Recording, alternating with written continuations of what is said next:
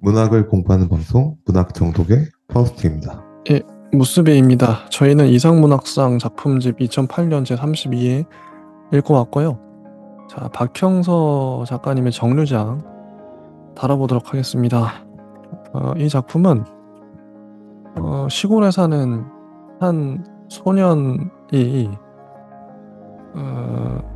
있죠. 근데 아버지가 버스 정류장을 만들어 주려고 해요. 그런데 아버지가 노력을 하죠. 실제 그 군청에 또 공무원들한테도 이제 압박을 주고, 그래서 결국 정류장 표지가 들어서고, 그런데 아버지가 아랫마을 사람들한테 두드려 맞아요. 아마 아버지가 압박을 넣은 게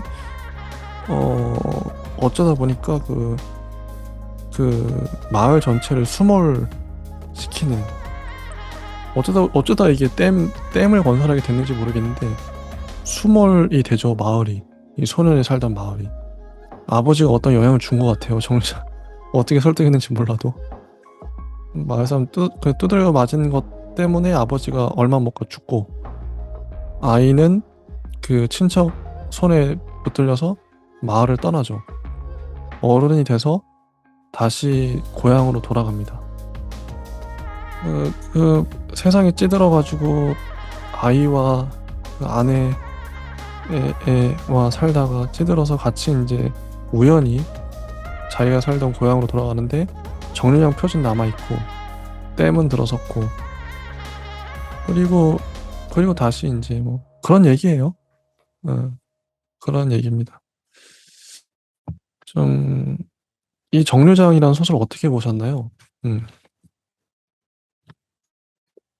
어, 굉장히 그 비극적인 어떤 서사의 어떤 하나의 축을 어, 서사에 읽는 재미와 함께 살짝 공포감 이런 것도 주면서도 결국에는 그 정류장의 아버지가 유령처럼 보이는, 그리고 여러 가지 이제 아랫마을 사람들이 이제 아버지를 때리는 장면, 혹은 이제 뭐 꺼이꺼이 이제 울면서 또 이제 달라지는 건 하나도 없는 그런 어떤 수모리니 때문이니 하면서 이제 계속 부르튼 어떤 입술을 이제 깨무는 어떤 장면, 이런 느낌의 어떤 소설이라고 생각이 들고요.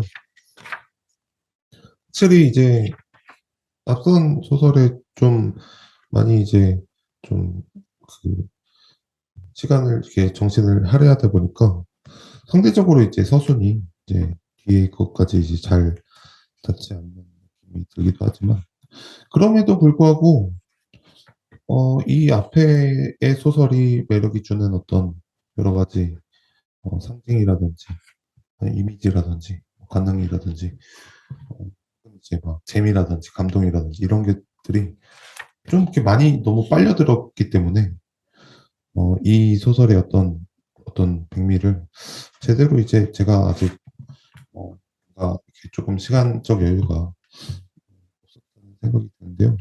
근데도 이제 이 소설은 정말 이제 그 서사의 어떤 그런 공포적인 어떤 뭔가 폭력적인, 나중에까지 이제 이어져서 아버지가 이제 유령이 돼서 나타나는 어떻게 보면은 아주 깔끔한 재밌는, 그리고 그 성장이라는 어떤 뭐 소설의 어떤 주안점을 둔 이야기를 풀어가는 그런 재미가 있는 소설이라고 생각합니다. 이 소설에 기억나는 장면이, 저 아버지가 그 버스 그 정류장 표지판을 붙들고, 근데 키가 작잖아요. 160 정도 되나? 근데 그 정류장 표지판이 크니까 그걸 이렇게 기어 올라가서 그걸 닦고, 그런 장면이 뭔가 되게 강렬해요. 좀 아련하기도 하고, 이, 이 주인공한테도 그게 인상이 남은 거죠. 그게 계속 떠오르는, 그게 결정적 장면이겠죠. 마지막까지도 유령이 돼서 아버지가 그 정류장 표지판을 배회하고 있는. 그런 아버지. 그런 이미지가 강렬했던 작품 아니었나. 확실히 저희가 이거 하다 보니까 앞에 그 권여선 작가님의 작품 두 작품만 2시간을 놓고 하다 보니까 할 말이 많아지고 신나서 막 얘기하고 그랬는데 일일이 다 막 문장 읽고 이제 근데 뒤에 올수록 힘이 빠지면서 점점 정신도 모호해지고 몽롱해지면서 할 말이 없어지고 귀찮아지고 기가 빨렸어요. 기가 네. 빨려서 앞에 에너지를 다 쏟아버린 거죠. 저희가. 그래서 박형서 작가님의 정류장 궁금하신 분들은 읽어보시길. 이래서 방송이요. 진행을 잘한다는 게 딴 게 아니라 이게 좀 분배를 뭐 시간 분배도 그렇고 에너지 분배도 그렇고 적절하게 하는 게 이게 이제 큰 교훈인 것 같습니다. 예. 뭐 저도 이제 좀 많이 지치고 밥을 저녁을 먹을 진짜 시간이 5시간 동안 그러니까 이렇게, 네. 다음 주부터는 저희가 시간 분배를 잘 하는 걸로. 예. 어, 뭐 근데 대충 얘기는 한 것 같아요. 인상적인 장면들. 좋은 작품이에요. 근데 이게 저희가 짧게 얘기했다 해서 뭐 안 좋은 작품이 아니라 좋아요. 좋고 할 말이 많고 본격적으로 얘기한다면. 근데 지쳤다. 다만 지쳤다. 저희가 이제 또 방송의 묘미가 이런 것 같아요. 예. 그냥 지쳤기 때문에 이 정도 얘기했다. 이, 예. 그리고 이제 다음 작품, 솔직히 이게 낮잠, 박민규 작가님 작품이에요. 이거 저는 깜짝 놀란 게요. 이 작품은 얘기를 안 할 수가 없는 게 그동안의 박민규 작가님의 작품은 어떻냐면 그 고마워 과연 너구리야, 어, 가벨고시원 체류기 이 작품들만 봤을 때 어, 전반적으로 좀 가볍고 밝고 남을 웃기고 싶어하는 그 욕망이 느껴지는 그런 작품이었거든요. 특히나 문체가 이 문단 나누면서 문단과 문단 사이에 되게 한 단어로 임팩트 줬잖아요. 근데 이번 낮잠은 정말 묵직합니다. 이렇게 진지한 작품도 잘 쓰시는구나. 이거 깜짝 놀랐어요. 그래서 이게 박민규 작가님 작품이 맞나 싶을 정도로 그동안의 그 색깔관 물론 이제 문체는 분명히 드러나요. 박민규 작가님의 그 문체는 분명히 보이는데 근데 좀 달라요. 앞에 작품들하고. 이런 작품도 잘 쓰시는구나. 깜짝 놀랐습니다. 어떻게 보셨나요? 예, 파우스님은 낮잠. 저도 뭐, 그 박민규 작가님의 어떤 굉장히 좀, 그 묘사의 어떤 재미가 느껴지면서도 되게 이제 묵직한 작품이라고 생각이 들고요. 특히나 이런 어떤 현실적인 어떤 뭐 답답한 뭐 현실의 이야기들, 그리고 뭐 보증이라든가 뭐 여러 가지 용서할 수 없는 뭐 반이라든가 여러 가지 이제 뭐 세월의 어떤 얘기를 좀 담대하게 처음부터 약간 무게감 있게 어, 나타나고 있다는 점에서 이런 작품도 쓰시는구나. 그죠. 그러니까 박민규 작가님이 만약에 이제 고마워 과연 너구리 같은 작품만 쓰셨다면 이게 되게 가볍고 밝고 그랬다면 좀 이게 좀 뭐랄까 상을 못 받으 그 이후에 예, 상을 못 받으실 수도 있었을 것 같아요. 평론가들의 기준이 그거더라고요. 상을 주는 기준이 그러니까 지금까지 그냥 작년보다 그 이전에 썼던 작품들보다 더 나은 발전하고 있냐, 더 새로워지고 있냐 이걸 보더라고요.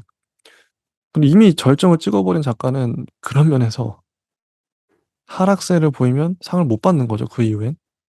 예. 그리고 작가는 끊임없이 쇄신해야 되고 근데 자기를 극복하는 거, 자기를 초월하는 이 어렵잖아요, 솔직히. 음, 나의 그러니까 목표는 뭐냐면 내가 이전에 썼던 작품을 넘어서야 되는 거예요. 모든 작가 이게 쉽지는 않을 것 같아요. 이미 이제 내가 그렇게 막 이제 피를 토하면서 썼던 작품이 있는데 이거보다 더 잘 써야 된다고? 이게 자기 복제를 하지 않고 그러니까 이게 어렵죠. 그러니까 솔직히 몇 번 똑같이 비슷하게 쓰면 아, 이 작가 자기 복제하고 있네. 이 가수들도 많이 듣잖아요. 래퍼들도. 야, 자기 복제하고 있구나. 이게 어렵거든요. 자기 문체를 가지면서도, 고유한 문체를 가지면서도 새로운 걸 써내야 돼. 근데 박민규 작가님 확실히 제가 아직 많이 보지는 못했지만, 낮잠은 확실히 이전 작품들보다 또 달라요. 이런 작품도 쓰시는구나. 그래서 좋았었어요. 이 작품도 좀 볼만한 포인트가 많아요. 구체적으로 좀 짚으면은 거의 한 30분 이상 얘기할 수 있는 작품이에요. 솔직히.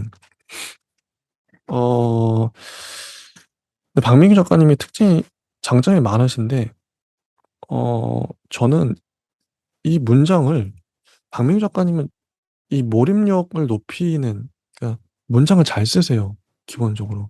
잘 쓴다는 게, 보통 다른 작가들, 이 작품집에만 봐도 다른 작가들의 글은 그냥 술술 읽히는 느낌이거든요. 느낌상.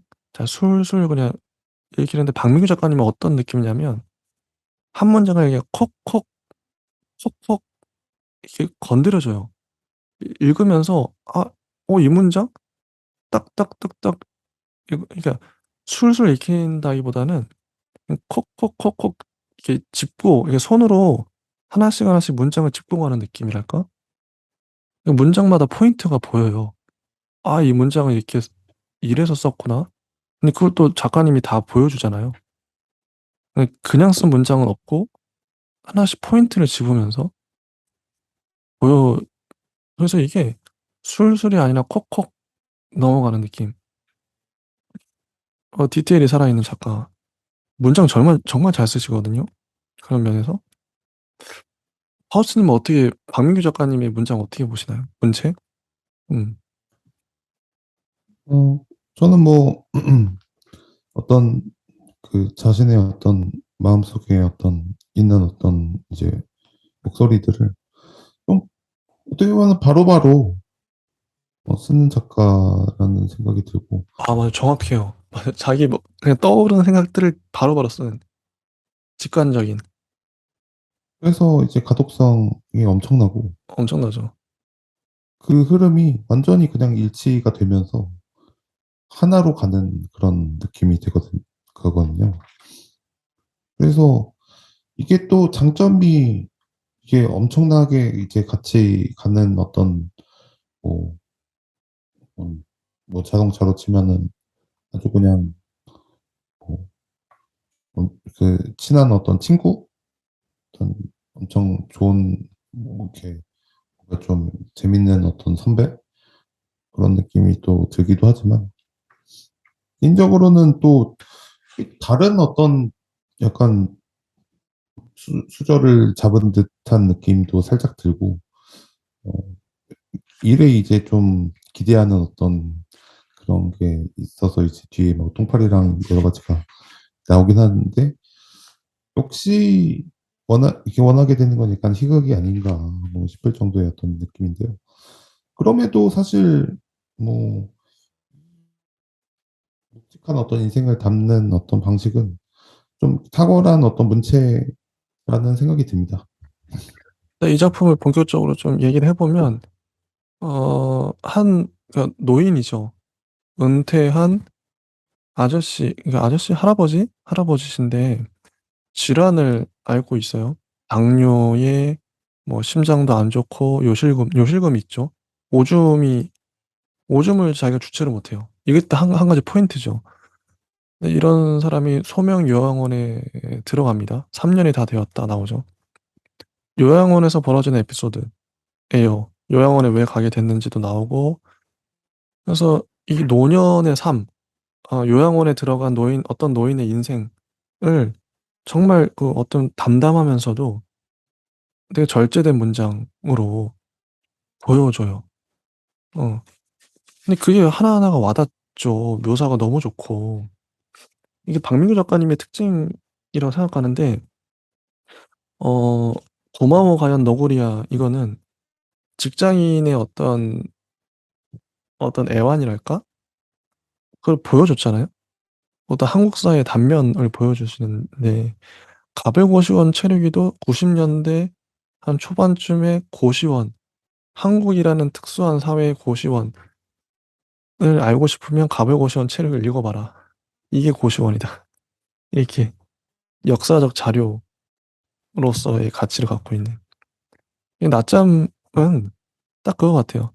야, 뭐 아무 한 데나 붙잡고, 야, 너, 너 나중에 양로원 생활 어떨 것 같아? 궁금하지? 박민규 작가님의 낮잠 읽어봐. 양로원 그런 곳이야. 이게 좀 공감이 가잖아요? 정말 리얼하게 묘사했다. 다큐처럼. 다큐 같은 느낌도 있어요, 확실히.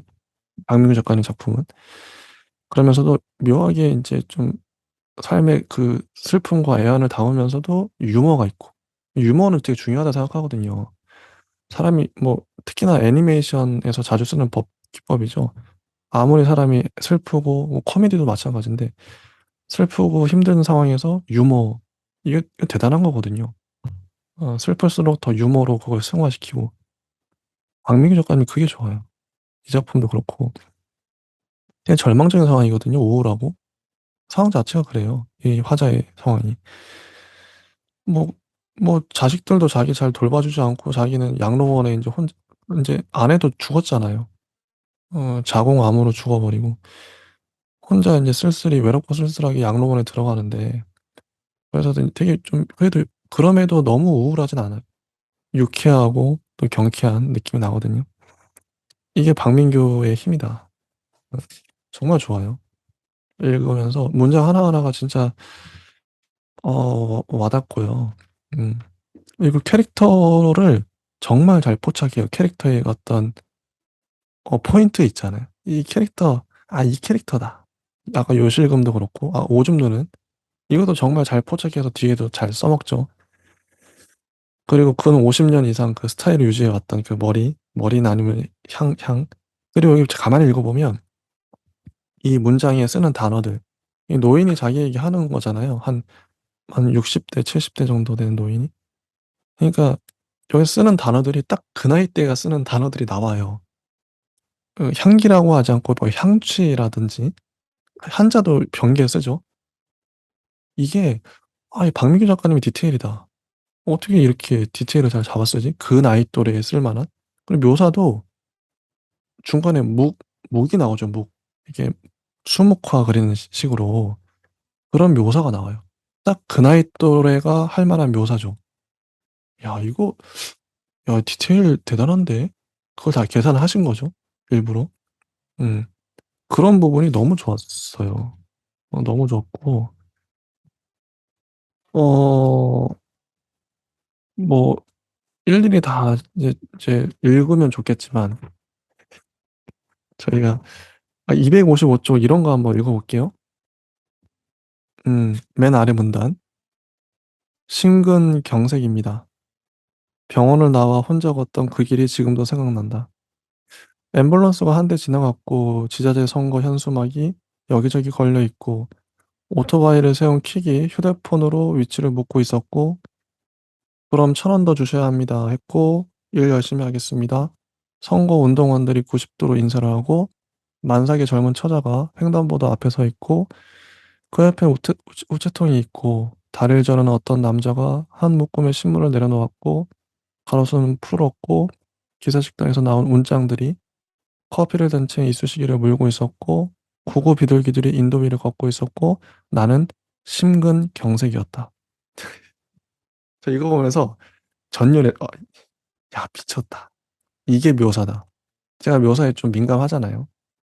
묘사 지루하게 생각하는데 이 묘사는 방향성이 목적이 분명하죠. 앞에 나열하잖아요. 그냥 일상을 보여줘요. 담담하게. 비둘기들 걸어가고 있고 그래 선거운동은 우리가 그냥 보통 일상에서 볼 수 있는 평범한 모습들이거든요. 나열하다가 맨 마지막에 찌르는 거죠. 탁 나는 심근경색이었다. 이게 쉼표가 있잖아요. 쉼표가 정말 여러 개 나오죠. 문장들이 나열되는데 그 나도 일상에 몰래 그게 들어가 있어요. 나는 심근경색이야. 그 일상처럼 나도 이렇게 돼버린 거죠. 근데 이게 좀 묵직하게 다가오잖아요. 화자 입장에서. 이렇게 묘사를. 그러니까 박민규 작가님은 그 작가를 뭐 여러 유형으로 분류할 수 있지만 천재형 작가. 자기 직감대로 쓰는데 이게 너무 잘 절묘해. 그리고 되게 기발해. 적절해. 그리고 아래도 보면 문단에 중간에 이렇게 나오죠. 약과 주사, 약과 식사, 주사와 식사, 식사와 설사. 이런 삶이 이어진다는 거예요. 잘났대. 그러니까 한 문장에 다른 작가들은 이걸 표현하기 위해서 여러 문장을 쓸 텐데 이렇게 효율적으로 짧게 임팩트 있게 찌른다고? 이 확실히 그 제가 광고 좋아하는데 광고인의 기질이 보여요. 광고인들은 되게 기발하고 카피라이터죠. 카피라이터는 그 한 문장으로 사람을 홀려야 되거든요. 물건을 사게 만들어야 돼요. 그 15초 내에 그게 뭐 몇억 원짜리일 수도 있고 사게 만들어야 되거든요. 이거 정말 기발해요. 읽다 보면 깜짝깜짝 놀라요, 진짜. 박명수 작가님 소설 읽다 보면 묘사를 이렇게 해낸다고? 음, 정말 기발한 문장들이 나열돼 있고요. 천재형 작가입니다, 천재형 작가. 그리고 여기 재밌는 게 점점점 많이 나오죠. 특히나 이 소설은 점점점 많이 나와요. 257쪽에 봐도 집을 봐주고 아니 내가 왜 눈치를 봐야 하는가 점점점 생각도 들었다. 짐이 되고 싶진 않았지만 그래도 점점점 그랬다. 나는 평생을 점점점 그래서 우선은 며느리에게 전화를 걸었다. 근데 이 효과가 보통은 소설에서 점점점 잘 안 쓰잖아요. 소설가들이 일부러 안 쓰는 거겠죠. 근데 박민규 작가님은 대놓고 써요. 그러니까 남들이 기피하는 문단 나누기도 아까 원래 그랬었죠. 원래 그렇게 아무도 안 쓰는데 박민규 작가님이 그렇게 쓰고 이것도 어떤 의도를 갖고 점점점을 써요. 어. 하우스님 뭐 어떻게 보세요? 이 점점점 은근 많이 나오거든요. 이 소설에. 그래도 그랬다. 이런 거. 왜 이렇게 썼을까? 확실히 뭐 언어를 이제 다루는 입장에서 그 마침표나 이제 쉼표나 아니면 이제 그런 어떤 점점점 이제 사실 이게 말줄임표. 그렇죠. 읽어봐도 이제 뭐 조금 짧게 뭐 귓속말로 막 맞아요, 처리하고 맞아. 맞아. 그런 거 잘 안 하거든요. 작가들이. 근데 이거 대놓고 하잖아요. 굉장히 이런 사소한 어떤 뭔가 디테일을 잘 포착해서 쓰는 작가라는 생각이 드는데 뭐 조금 근데 뭔가 아쉬운 거는 저도 이제 뭐 이런 어떤 노인 서사 나도 노인이 되면 어떤 심정일까? 그래서 이제 먼저 이제 간 마누라 생각하면서 마누라가 싸준 반찬 맛있었지 이러면서 이제 이게 또 재밌거든요. 그런 상상을 하면서 뭔가 음, 음, 그래서 이제 그런 거를 이제 써보면서도 느낀 게 확실히 처음에 딱 읽기에는 정말 이제 이 박민규 작가가 심정적으로 거의 그냥 1대1로 몰입해서 들어가기 때문에 마치 진짜 완전히 노인이 된 듯한 그리고 마치 사회인의 어떤 너구리가 된 듯한 근데 거기에 성숙한 어떤 이타주의적인 유머 사회화의 어떤 어떻게 보면은 좀 그 뭐 다양한 어떤 퇴행이나 합리화나 뭐 여러 가지 뭐 왜곡이나 뭐 여러 가지가 있겠지만 유머가 굉장히 좀 어떻게 보면 매력적인 게 사람을 매력적으로 보일 수밖에 없거든요. 성숙하게 보일 수밖에 없거든요. 맞아요, 맞아요. 음, 막 막 정말 이렇게 힘들어 죽겠는데 옆에서 아 힘들어 죽겠네 이거보다 맞아, 맞아. 아이 뭐 일 뭐 별거 아니네 뭐 음, 그냥 한 벽돌 그냥 한 100개 아이 뭐 껌이지 이러면서 또 유머를 또 이렇게 막 유머 중요하죠. 이러면은 뭐 이렇게 힘도 체력도 길러지고 야 일석이조다 일석오조다 그냥 이러면서 막 유머를 이렇게 하는 건데요. 음, 일단은 사람이 되게 성숙해 보이죠 유머를 하면은 맞아요. 매력도 있고 그래 그런 의미에서는 여기에서의 어떤 유머도 있지만 살짝 근데 진짜 이 어떤 치명적인 약점인 것 같아요. 어떻게 보면 치명적인 장점인데 음, 장점이다, 단점이다. 정말 이게 빨려 들어가거든요. 1대1로 그죠, 마음이. 그죠. 박민규 작가님 스타일이 그렇죠. 몰입이 되죠, 확. 확 잡아가잖아요, 사람을. 근데 하나도 의혹이 없어요. 완전 어? 그냥 1대1이에요. 어, 그래서 이게 진짜 어떻게 보면은 첫 우릴 때 엄청나게 빨리 어, 우려지고 맛있고 게다가 달콤하고 쓴맛도 어, 나는 정말 좋은 커피이지만 커피도 이제 두 번, 세 번 우릴 수가 없거든요. 음, 그래서 보통 이제 차 같은 이제 뭐 그런 어떤 맛도 있고 커피 같은 맛도 있겠지만 결국에는 약간의 어떤 그 자아의 어떤 동일시의 입장에서는 정말 탁월한 느낌이지만 음.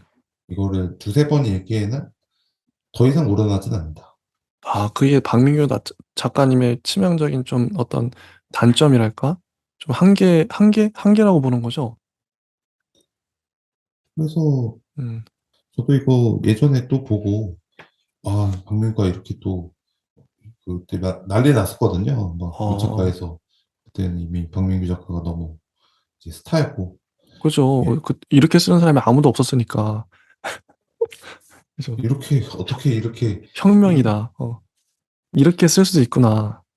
어떤 가능성을 본 거죠. 근데 낮잠에서 와 이게 무겁게도 잘 썼네. 와 이렇게 되는데요. 근데 그때도 본 기억이 나는데 너구리도 그렇고 근데 다시 돌아가면은 왠지 그냥 너구리를 선택할 것 같은 느낌. 음, 왜냐하면 다시 읽어도 그런 어떤 유머러스함과 어떤 그런 거에 어떤 비결이나 어떤 비법이 이제 더 있지. 만약에 이런 어떤 무거운 무거운 문학을 이제 상대하려면 이 우러나는 힘이 강해야 되는데 음. 전 이거는 그래서, 솔직히 이걸 읽으면서 생각났던 게, 그, 김훈 작가님의 그 대상 수상작이 있죠.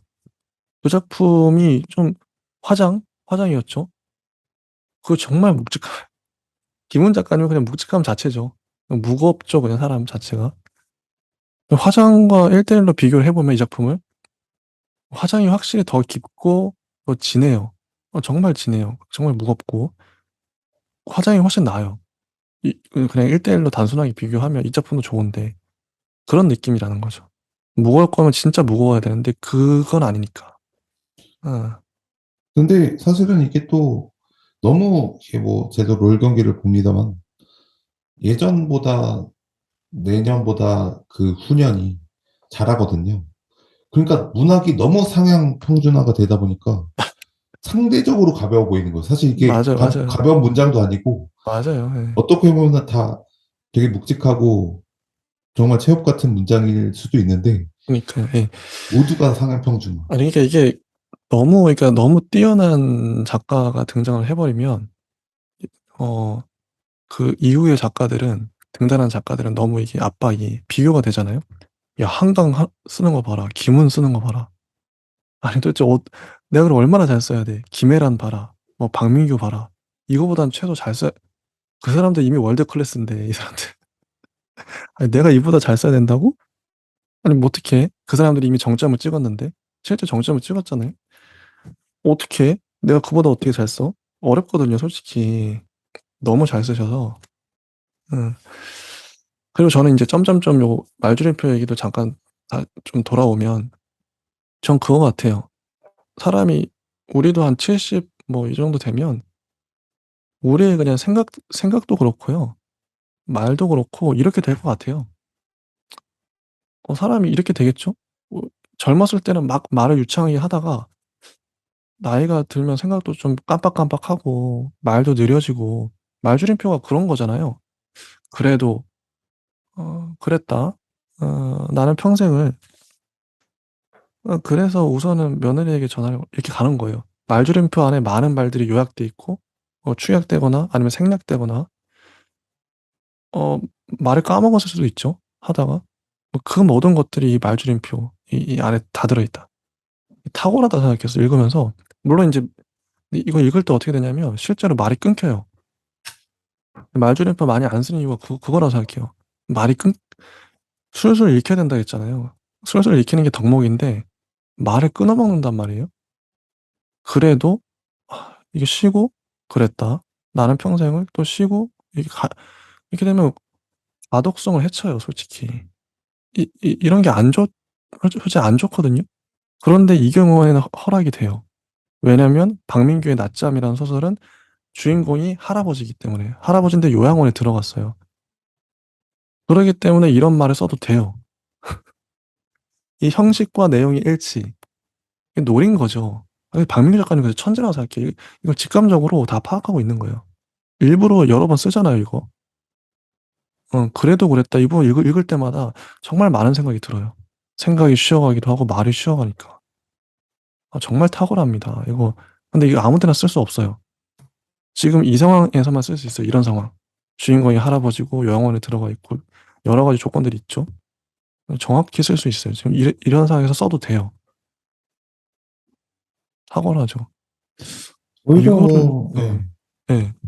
생각을 하다 보니까 오히려 뭐 다른 어떤 작가와는 다르게 정말 뭐 인간을 사랑하는 작가라는 또 생각이 드는 게 음, 전혀 뭐 허세나 혹은 맞아요. 이제 독자를 뭐 헤매게 하는 어떤 현란한 문장이나 그런 거 없어요. 예, 그런 게 깔끔하죠. 하나도 없이 예. 깔끔해요. 읽다 보면 솔직히 이 작가가 되게 좀 느껴지긴 하거든요. 솔직히 사람이니까 뭐 허세라든지 아니면 좀 문장을 예쁘게 꾸며 쓴다든지 이게 있는 그런 욕망이 다 있죠, 누구나. 근데 이렇게 깔끔하게 박명수 작가님 문장은 특징이 깔끔해요. 다 쳐내고 진짜 진짜 쳐내고 뼈대만 남겨놓은 느낌인데 그래서 이제 이분의 마음이 느껴져서 좋아요. 진짜 저는 이분은 그 이전 작품 보면서도 사람을 웃기고 싶어 한다. 이건 되게 좋은 마음이잖아요. 선한 마음이고. 그리고 여기도 보면 이 확실히 박민규 작가님이 다뤘던 소설을 보면 다 누군가에 대한 이 주제가 다 그렇잖아요. 누군가에 대한 애정이에요. 가불고시원 체력이도 하필 왜 가불고시원이겠어요.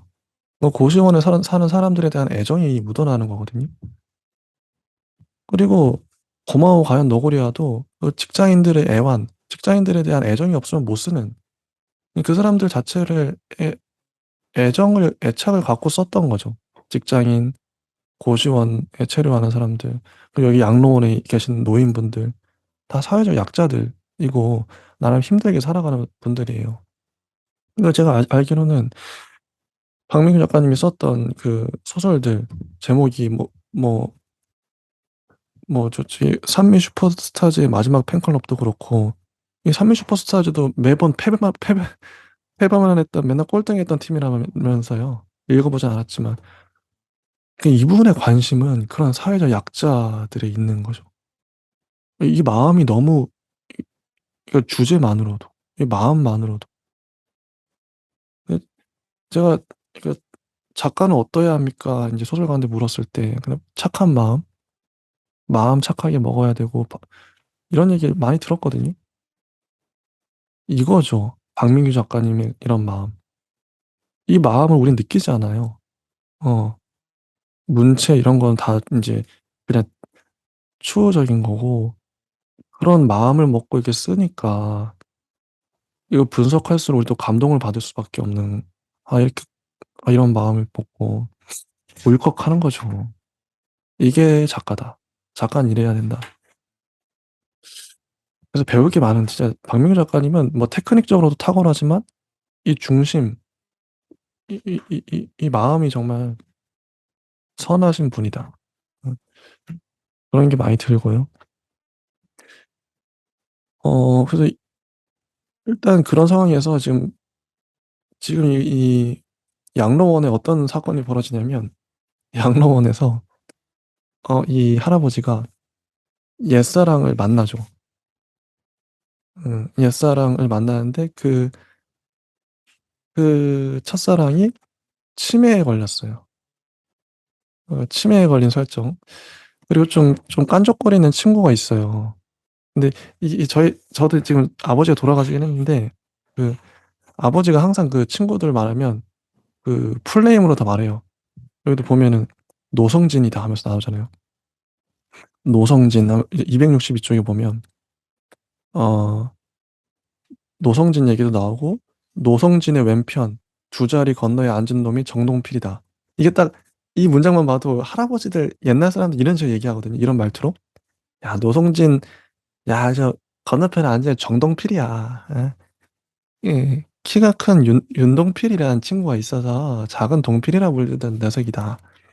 160이 될까 싶은 정말이지 작은 키다. 참깨라지를 좋아하고 철삭드는 면이 있어 똥필이. 난 별명 따로 갖고 공필이니까 똥필이인 거야. 저희 아버지가 딱 이런 말, 이런 사람들 놀릴 때 이렇게 얘기 많이 하거든요. 아버지 생각 많이 나더라고요. 야, 똥필이, 똥필이. 이게 진짜 고정 잘 된 거예요. 이런 거 잘 포착한 거죠. 이 똥필이도 재밌죠. 그래서 똥필이도 아마 이 김희선이라는 사람을 좋아한 것 같은데 같이. 김희선 요 부분 어떻게 보세요? 근데 하필 또 치매에 걸려가지고 김희선하고 이제 산책을 하는데 근데 그녀는 예예 고개를 끄덕일 뿐 예예 그러죠. 뭔가 많은 말을 해도 그냥 예예 그럼요 그럼 저는 읽으면서 예, 그럼요 그럼요 나오잖아요. 근데 그 볼 때마다 뭔가 애잔하기도 하고 그럼요 그럼요 어떤 말을 해도 그럼요 그럼요 그분이 이거 어떡하지? 그래서 짠하더라고요. 어떻게 보셨어요? 이 김희선 음, 여기 김희선 여기뿐만 아니라 아까 동필이도 그렇고 확실히 네. 이게 제가 읽으면은 그 읽는 족족 이게 따라가요. 속마음이. 속마음이 따라간다.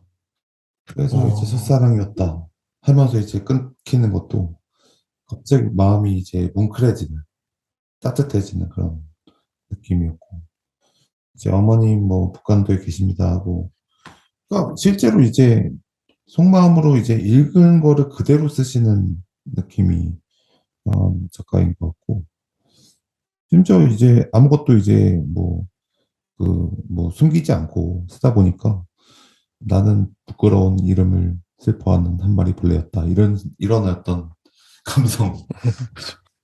이런 감성까지 그냥 솔직하게 맞아요. 써버리니까 응, 너무 따뜻하지 않나. 맞아요. 너무 좋아요.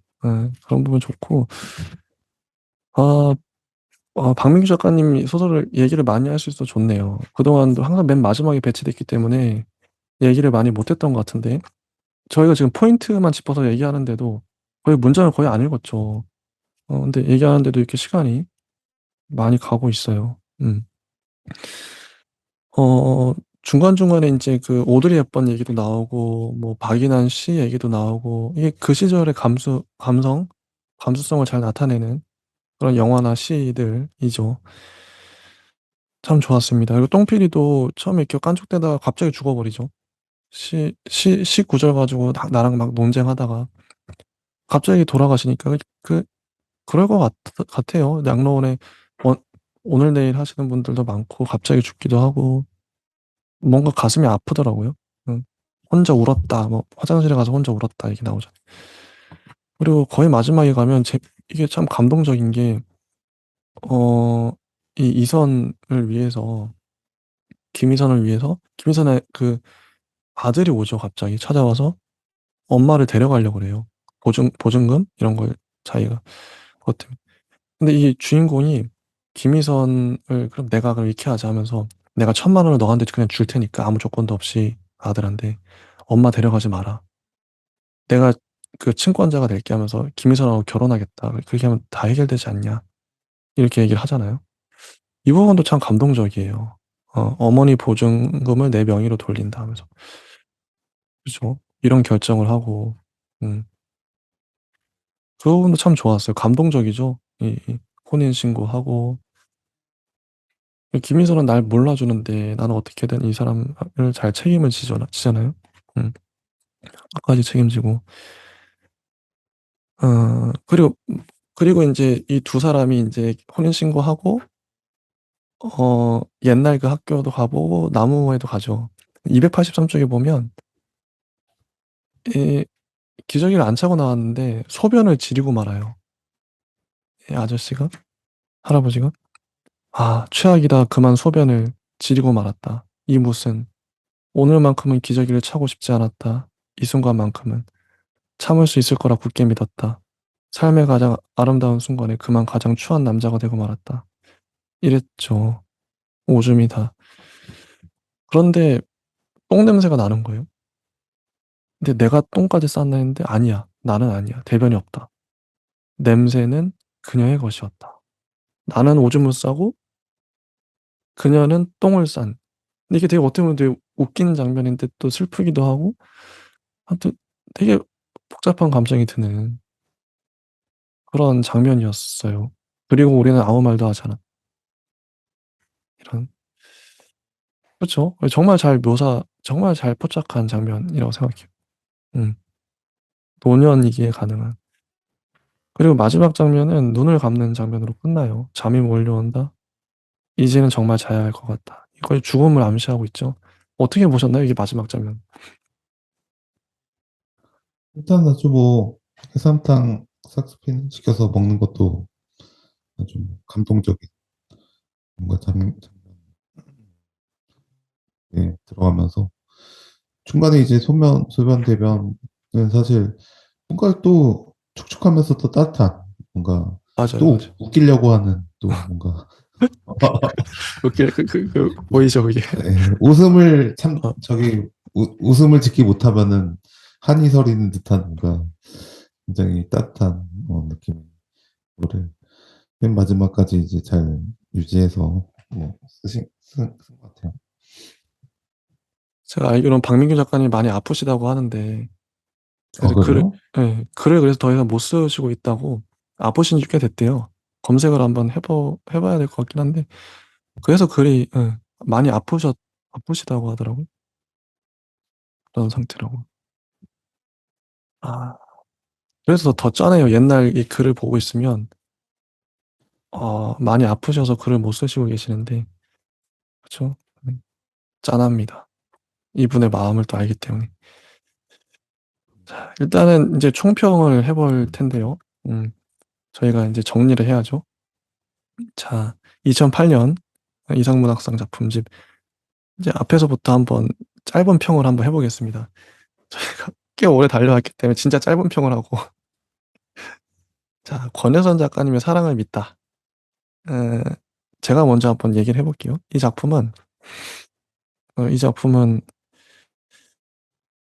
갑자기 기억이, 어, 이 작품은, 파우스님이 먼저 말씀해 주시겠어요? 사랑을 믿다. 네. 일단은 어, 이렇게 오늘 또 얘기하다 보니까 괜히 이제 갑자기 이제 수요를 매기는 것 자체가 뭔가 죄의식이 생기는 듯한 그 피해자의 어떤 울부짖는 혹은 굉장히 좀 너무 고급 상향화돼서 모두가 페이커를 외치면서 페이커가 이제 한 번 실수하면은 막 혹은 이제 뭐 다른 사람 막 초비도 올라오고 막 그러면 막 야유를 한 듯한 그런 압박감도 있는데요. 아무튼 뭐 그럼에도 불구하고 사랑을 믿다 이 작품은 정말 완결성의 뭐 상징 이미지, 뭐 대화에 인물의 매력에 그리고 뭐 신화적인 어떤 장면까지 뭐 모든 어떤 오정주가 다 잘 맞았던 작품이었던 것 같습니다. 저도 맞아요. 동의하고요. 어, 이, 이, 이 작품에서는, 그, 좋았죠. 이제, 어, 여자, 이제 여자분들 세 명을 만나는 장면도, 뭔가 특이했어요. 그걸로 통해서 이제 깨닫게 되고, 그런 장면들. 뇌정원의 붉은 열매는 어떠셨나요? 네. P형, 산타 나오죠. 이거는 나도 이제 그런 중국의 공중분해 같은 소설 쓸 수 있어 이런 외친 듯한 나도 이런 어떤 애절한 사랑 서사 20대 초반 어, 20대 중반까지 그런 어떤 애절한 서사 쓸 수 있어 하는 듯한 느낌이 들었는데요. 근데 뭐 저는 뭐 사랑을 믿다 훨씬 이제 지금 제 어떤 정체성의 나이대에는 그게 좋다고 생각이 들었는지 그렇습니다. 그쵸. 뇌정원의 붉은 열매. 전 이 두 작품이 사랑을 믿다도 그렇고 첫사랑 서사라고 생각을 하는데 결이 비슷하죠.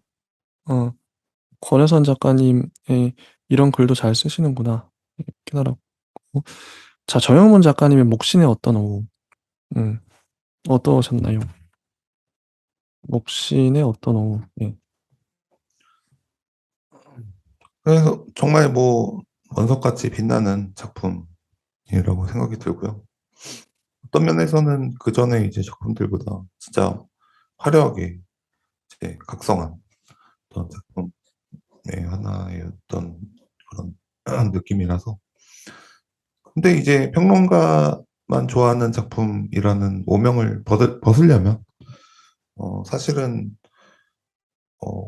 그런 어떤 복선을 또 줘야 될 것 같긴 해요. 이런 저거를 이제 몫인 어떤 오후라는 어떤 거를 하면서도 뭐 대중적으로도 서사의 어떤 소설의 재미나 혹은 어떤 내 안에 응어리진 어떤 카타르시스를 느낄 만한, 사실 이걸로 카타르시스를 느낀다는 건 사실 조금 어렵죠. 사건이 있어야 되는데 서사나 그런 것들도 다 이제 뭔가 뭐 두 개가 같이 이제 충돌이 되면서 상호환하는 뭐 그런 것들도 있으면 더욱 좋겠지만 이것도 충분히 빛나는 작품이라고 생각합니다. 저도 그 부분 진짜 정말 중요한 것 같아요. 예술성을 추구하면서도 대중성을 추구하는 그 부분만 보완되면 정말 좋을 것 같아요. 정영문 작가님의 글은. 좋습니다. 저도 잘 이해가 안 됐었기 때문에. 그리고 하성란 작가님의 그 여름의 수사. 이거는 그 아까 전보 기억이 나죠. 전보 치는. 그리고 할머니 돌아가셔 가지고 섬까지 가족이 같이 가서 뭐 섬에서 벌어진 에피소드. 전 정말 좋았어요. 훈훈하고. 어떠셨나요? 이 소설은? 어, 사실 그 전에 그림자 아이나 뭐 여러 가지 뭐, 뭐 무렵이라든지 그런 게 아, 무르. 더 좋았긴 했는데요. 이번 소설도 그런 어떤 비장한 미가 있는, 그리고 아름다움을 뭐 굳건히 근데 추구하는. 윤성희 작가님이 무릎을 쓰셨고요. 이게 하성란 음, 작가님 아, 달라서 그림자 아이구나. 예, 달라요. 헷갈릴 수 있는데 예. 워낙 음. 많아서 예. 아무튼 아무튼 뭐 이런 묵직한 작가들의 경우에는 정말 그런 거를 이제 피하지 않고, 정말 음. 이제 뭐 어렵고 힘들고, 사실 이제 소설 쓰기가 그런 어떤 죽음을 다루는 거는 힘든 일인데, 그리고 자신의 어떤 삶을 다 반추해보고 돌아보고 그런 사건이나 뭐 사고 자체를 이제 쓰는 것 자체가 엄청나게 괴로운 일인데도, 그것을 이제 어떻게 보면은 뭐 쓸 수밖에 없는, 쓰기 위한 그런 소설은 정말 뭐 모두에게 귀감이 된다고 생각합니다. 좋습니다. 김종광 작가님의 서열정화기 국민투표 윤리어 낙서공화국 원 이거는 저는 풍자 소설로서 저 재밌게 봤던 이런 소설 좋아요. 판타지적인 느낌도 나고 현실 사회를 그대로 이제 반영하는 문학계를 비판하는 그런 좋은 소설이었다. 어떻게 보셨나요? 저는 뭐 일단 약간 아쉬운 거는 이게 그 암스테르담을 연상케 하는, 사실 거기에서 조금 뭐 벗어나면 조금 벗어났지. 뭐 마약이나 이제 뭐 여러 가지 뭐, 아니면 마약은 아니고 뭐 대마 정도 이제 여러 가지가 나오는 그 어떤 그 현실에 이제 붕 떠 있진 않는 약간의 그런 어떤 실타래가 분명히 존재하는 그런 느낌이 조금 더 들었으면 좋겠는데요. 이미 이거는 붕 떠 있는 게 이제 재미이기 때문에, 쾌감이기 때문에 그런 의미가 없다고 생각하고, 굉장히 재미와 쾌감이 이제 공존하는 소설이었습니다.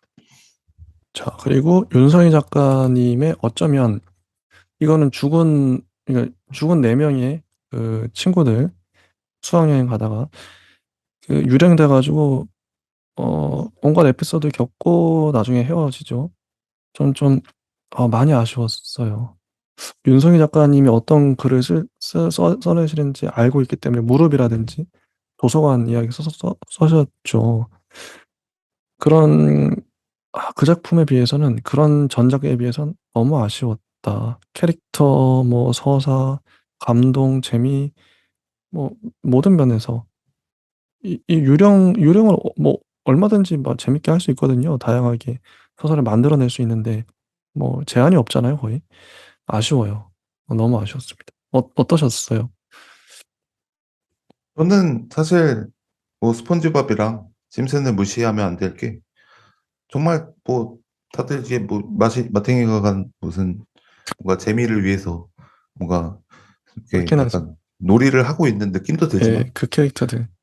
근데도 진지하게 사회 현실을 막 고발하거나 뭐 사회 현실을 쓰거나 뭐 노동자의 어떤 정말 절박하고 가난에 대한 어떤 절박하고 힘든 어떤 상황을 뭐 여러 가지 뭐 쓰기도 하고 정말 이렇게 묵직한 내용을 주제를 다루기도 하기 때문에 뭐 그 한 두세 개, 한두 개만 이렇게 가볍게 하고 나머 뭐 아니면 반 정도만 가볍게 하고 반 정도는 좀 이렇게 무겁게 하면 좋지 않았을까 아쉬움이 뭐 형식은 아주 재미있는데 아쉬움이 많이 들었습니다. 네. 그 천은영 작가님의 내가 데려다 줄게. 이거는 이제 아까 뱀 허물도 나오고 뭐 그 어떤 남자가 이제 자기 억울하다고 진실을 알리겠다고 이제 호수에 자살을 하려고 들어갔다가 새 여자와 만났다가 다시 또 이제 그 여자들 이제 한테 좀 악감정을 느끼고 다시 이제 뭐 그런 에피소드죠. 그러면서 마지막에 노래하는 탑도 보고 다시 현실로 돌아오는. 어떻게 보셨나요? 저도 이제 이 두 환상 소설을 두 편을 이제 써오면서도 이런 어떤 진짜 관능적이고 어떤 이제 약간 환상적인 어떤 매개의 소설이 정말 매력적으로 느껴질 때는 진짜 한없이 매력적으로 빠져들 수 있거든요. 그래서 SF 장르 중에서도 아마 그런 모관적인 매력을 가진 작품들도 많고 특히나 이제 뭐 그런 것뿐만 아니라 문학 작품에서도 뭐 하루키도 그렇고 굉장히 그냥 몽환적으로 감각으로 이지적인 감각으로 이끄는 작품이 그런 어떤 엄청난 이제 감각의 어떤 호수를 불러일으키는데 노래하는 그것도 그렇고 아무튼 이것도 뭐 보완되어야 할 점은 그 관능이나 감각이 이제 지금 조금 지루하다. 뭔가 예전에 많이 느껴봐서 몽환적인 거는 충분히 맛을 보았다. 이러면은 이거를 되치게 되는 수도 있거든요. 그래서 뭐 다양한 매력도 좋고 아니면 이거를 또 장편으로 이제 몽환적으로 써도 뭐 충분히 뭐 매력이 있다고 생각합니다. 다음 작품이 정류장, 박형서 작가님의 정류장인데요. 오늘 좀 저희가 제일 말을 많이 못했던 지쳐가지고 전 좋은 작품이라 생각해요. 아버지가 아들을 위해서 정류장 그 팻말 세우고 그 장면이 계속 기억이 나는데 어떠셨나요? 일단은 뭐 기본의 어떤 충실한 서사라는 점에서는 이게 뭐 드라마의 어떤 뭐 스토리텔링으로 쓰기에는 이제 적절한 느낌일 수도 있고 무엇보다 깔끔하게 서사가 위기절정 결말까지 나아가고 처음에는 좀 이제 뭐 슴슴한 느낌도 들지만 뭐 국밥이죠. 이거는 거의 뭐 이런 어떤 재난이나 위기 서사에서 이런 느낌의 어떤 스토리텔링은 언제 뭐 봐도 국밥처럼 든든한 느낌입니다. 자, 마지막 작품 박민규 작가님의 낮잠인데요. 제가 먼저 말을 하면 이전 박민규 작가님의 그 이전 작품들도 너무 좋았지만 이 작품은 새로운 또 가능성을 이런 진지하고 깊은 작품도 쓰실 줄 아는구나. 깜짝 놀랐어요. 너무 좋았습니다. 어떠셨나요? 저는 그래서 이제 이런 성숙한 이타주의적인 유머가 좀 많이 이제 들어있는 이제 작품인 어떤 박민규의 소설을 계속 이렇게 나왔으면 좋겠고 심지어 뭐 더, 더 이제 뭔가 이제 그 막 더 그 소설가의 어떤 뭐 고충 중에 하나가 계속 뭔가를 이렇게 보여주고 해야 되고 이제 독자들이 기다리고 독자들이 이제 막 빨리 써달라 이렇게 막 또 할 수도 있는데 그런 것들이 이제 다 약간 물리치고 결국에는 자신이 이제 원하는 자신이 제일 좋아하는 거를 해야 된다.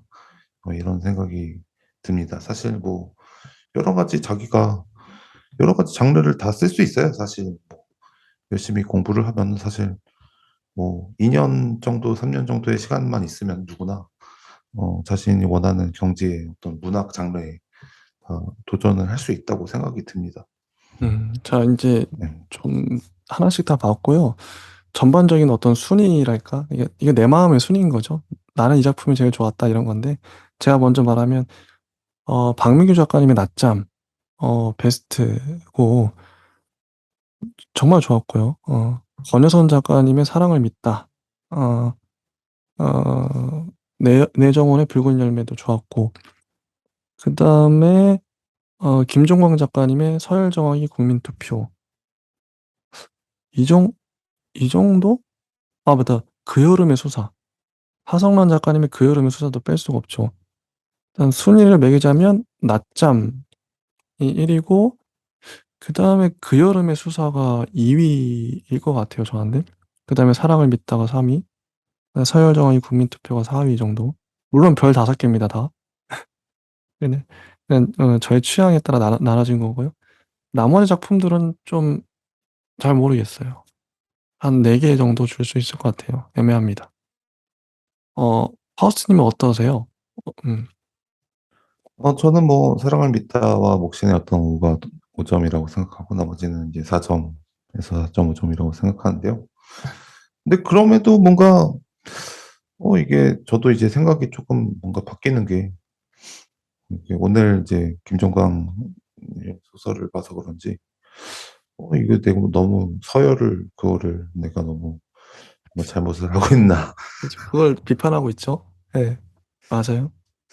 뭐 내가 뭐 너무 이제 높은 어떤 문학을 추구하느라고 음, 뭐 내가 가진 즐거움이나 행복을 다 무너뜨리는 게 아닌가 뭐 이런 음. 회의감이 들면서도 박민규 소설 작가 진짜 저는 뭐 그게 모두에게 사실 아이유였어요. 이 박민규 아, 작가님은. 진짜 그 정도였군요. 문학계에서.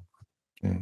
사실 그때 김현수 작가랑 김혜란 작가도 좋아하긴 했지만 어, 정말 박민규 작가는 이게 그 안에 담겨 있는 유머나 와, 따뜻한 느낌이 맞아요, 맞아요. 그게 있죠.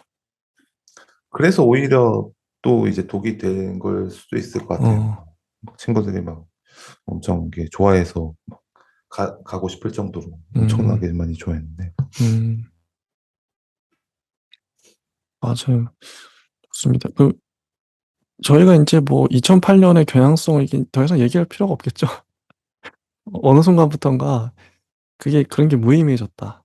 그냥 작품은 다양해지고 있고, 네, 좋습니다. 2007년에도 좋았는데 2008년에도 좋아요.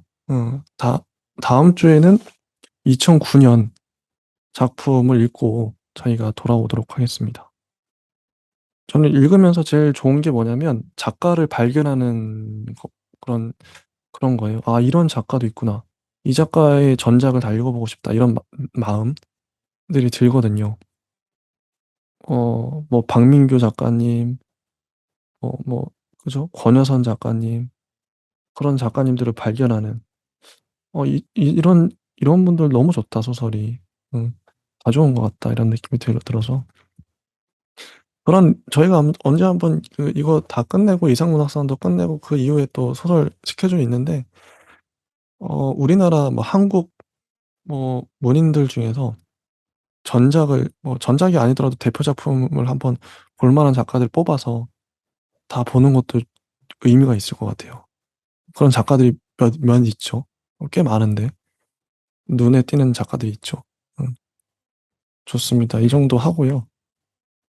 어, 저희는 또 다음 시간에 찾아뵙도록 하겠습니다. 오늘 되게 장시간 4시 반부터 했는데 10시 거의 반이에요. 거의 6시, 6시간 정도 달렸네요. 음. 어떻게 보면 저희가 문학의 진심이기 때문에, 정말 좋아하기 때문에 가능했던 시간이지 않았나. 아무튼 힘들지만 행복합니다. 예. 뭐 오늘 소감 한번 얘기해 주시죠. 한편으로는 이제 뭐 예술이가 모두 다 그랬듯이 뭐 이것도 뭐 예전에 제가 어떻게 보면 그 진실에 마주하려고 하는 생각이지만 김연아도 그렇고 손흥민도 그렇고 박태환도 그렇고 1등이 아니면 안 되거든요, 사실. 그 밑에 엄청 수많은 노력들이 이제 있었고 이렇게 됐지만 정말 뭐 잔혹한 현실이지만 근데 정말 이번에 발굴되는 작가들 진짜 뭐 좀 세계적으로도 잘 됐으면 좋겠고 그만큼 어떤 내공이나 충분히 가능성이 있다고 봅니다. 그래서 뭐 예를 들면 어떤 작가를 좀 발견하셨나요? 음. 어, 일단은 뭐 다 좋았지만 예전에 이제 뭐 강민구, 김현수 작가도 좋아했지만 그냥 뭐 전예순 작가나 윤성희 작가나 전유영 작가, 편혜영 작가님 뭐 이러기에 또 평소에는 또 이렇게 잘 이렇게 집비를 안 하시지만 뭐 은희경 아니면 작가님도 있고 음. 진짜 뭐 다양하게 많은 맞아요. 새롭게 발견했죠, 저희가. 원래 있었지만 잘 몰랐던. 어. 맞아. 그럼에도 사람들은 방탄소년단밖에 기억하지 못하겠지만 아무튼 그 하나의 어떤 진짜 고점이 되려면은 참 예술은 뭐 잔혹한 어떤 맞아요. 그런 1 뭐 등만 기억하는 더러운 세상. 아니 근데 문학상도 저는 괜찮다고 보는 게, 대상 작가들이 해마다 다르잖아요. 다르고 대상 받을 때마다 또 스포트라이트를 받고, 우수상 작가들도 한 7-8명 되니까 뭐 다른 문학상도 마찬가지겠죠. 우수상 저는 오히려 대상은 뭐 그렇다 치고 우수상 작가들 중에 발견하는 경우가 많아요. 저희가 여러 번 받는 분들도 있고, 그래서 반갑기도 하고 '아 이런 작가도 있구나.' 음 좋습니다. 일단 예 말씀하세요. 예. 그럼에도 뭐 행복한 어떤 순위로 따지면은 예술가들이 좀 좋은 축이라고 생각이 들긴 합니다. 뭐 가난해도 맞아요. 자기가 좋아하는 일을 또 선택해서 하는 그리고 또 작고 그런 생각도 들어요. 여기에 지금 이상문학상뿐만 아니라 문학상 못 받은 분들이라고 해서 못 쓴 게 아니거든요. 문학상 못 받은 분들도 얼마든지 더 이건 취향의 문제니까요. 잘 쓰시는 분들 많고 충분히. 우리가 그래서 문학상은 인제 좀 소수의 몇몇만 받기 때문에 못 받는 분들을 발굴할 필요가 있는 것 같긴 해요. 그러면 좋죠. '아 이렇게 잘 쓴 사람도 있다. 상 하나도 못 받아도.' 상은 어떻게 보면 운의 문제도 있잖아요. 운이 어떻게 맞아떨어져서 받는 사람도 많고, 뭐 평론가의 취향에 맞아서 받는 사람도 있으니까. 근데 그런 분들을 발굴하고 싶기도 해요, 소설가들 중에서. 우리가 아직 못 읽어낸 소설들이 많다. 충분히 좋은 소설이 많을 텐데 찾고 싶습니다. 그건 일단 시간 관계상 저희가 어쩔 수 없죠. 일반인들 다 그렇죠. 지금 유명한 작가님들 읽기도 바쁜데 시간이 없잖아요, 거의. 또 찾아서 읽는 데 또 에너지가 많이, 그런 게 있지만 아무튼 그런 자리를 많이 마련하면 좋겠다. 이 모두의 과제죠. 좋은 작가들 발굴하고, 문학상도 그런, 어떻게 보면 문학상의 취지라는 게 그런 것 같아요. 좋은 작가들, 좋은 작품 발굴하려고 만들어낸 상이지 않을까. 이런 문학상이 많아졌으면 좋겠고, 무명의 그러면 작가들. 혹시 예. 이거는 어떻게 생각하시나요? 뭐 시대가 이제 시대인 만큼 예. 이제 좀 문학이 좀 가벼워지는 어떤 느낌에서 그쵸. 가벼워지죠. 그쪽으로 더 상을 또 줘야겠다는 생각도 좀 하고 가볍고 대중적인 작품들. 확실히 맞아요. 뭐 문학이 또 이제 뭐 너무 이제 뭐 맞아요. 어떤 대표성을 가지고 이제 고지식한 느낌이면은 또 그렇게 그럼에도 그러지만 안 된다는 생각이 들고 뭐 근데 이게 뭐 문학성이라는 게 사람마다 정의가 다 다르잖아요. 뭐 좋은 영화에 대한 정의도 다 다를 테고, 저는 뭐 영화가 뭐 크게 보면 뭐 다양성 영화, 흔히 말하는 작품 영화와 대중 영화, 그 마블 이런 영화들이죠. 크게 두 개 나누는데 둘 다 좋아해요. 소설도 마찬가지일 것 같아요. 아까 뭐 판타지나 SF, 추리 소설, 뭐 인터넷 소설, 그 소설도 얼마든지 그냥 재미라는 요소로 보면, 재미라는 기준으로 보면 정말 이거보다 더 재밌거든요. 웬만 웬만한 문학상 탄 작품들은 그 진짜 말 그대로 문학성이란 예술성 점수를 많이 받은 것뿐이지, 대중들이 좋아하는 작품들은 진짜 재미의 극한을 달리잖아요. 정말 재밌거든요. 그런 작품들도 좀 많이 주목됐으면 좋겠어요. 그 상도 많이 주고 그런 거에 특화돼서, 아니 뭐 미국에도 뭐 그래미도 있고 뭐 음악 뭐 대중상을 따로 만드는 거죠. 대중들이 좋아할 만한 문학상. 순수하게 재미만을 어 요소로 보자. 어떤 게 진짜 재밌는지 보자. 이런 것도 재밌을 것 같아요. 대중들이 뭐 투표한다든지. 일단 여기까지 하고요. 저희는 다음 주에 이상문학상 작품지 2009년으로 찾아오도록 하겠습니다. 네, 감사합니다. 아,